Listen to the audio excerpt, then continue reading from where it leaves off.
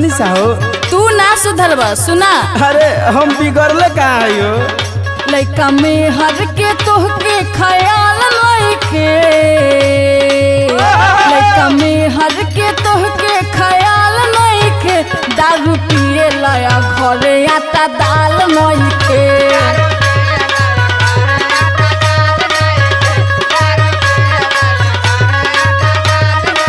हरे कारण न बाय में असही थोड़े पिएला।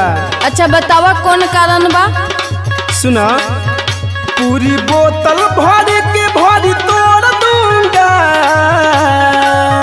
पूरी बोतल भर के भरी तोड़ दूंगा, तू जो रूठे ना तो दारू पीना छोड़ दूंगा।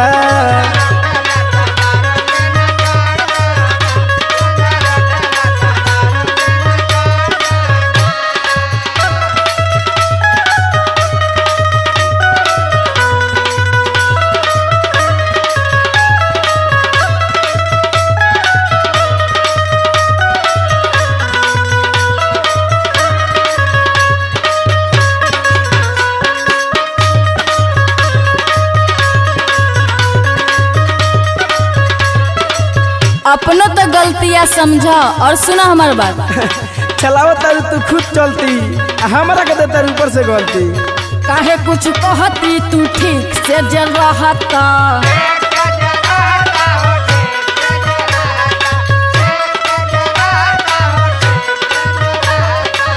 प्यार देती उतना तू जितना ले चाहता।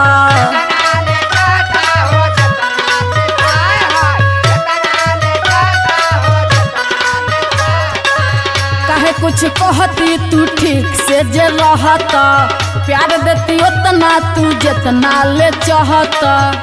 अपना करनी पे तोहके मलाल नइखे, अपना करनी पे तोहके मलाल नइखे, दारू पिए लाया घरे आटा दाल नइखे।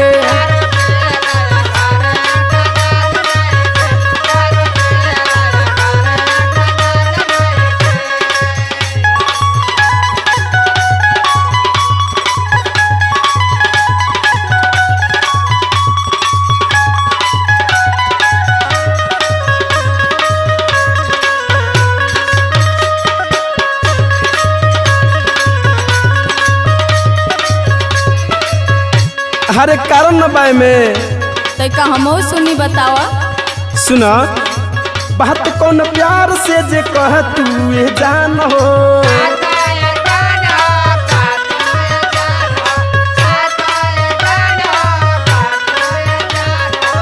जान पे को देती अपन जान कुर्बान हो।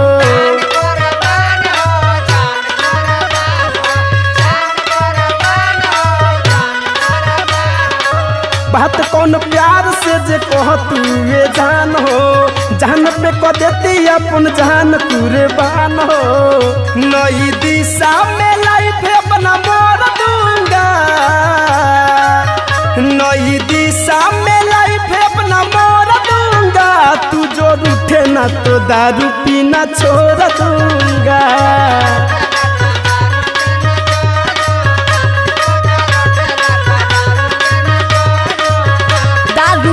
लाया घरे आटा दाल नइखे, तू जो रूठे ना तो दारू पीना छोड़ दूंगा। दारू पिए लाया घरे आटा दाल नइखे, तू जो रूठे ना तो दारू पीना छोड़ दूंगा।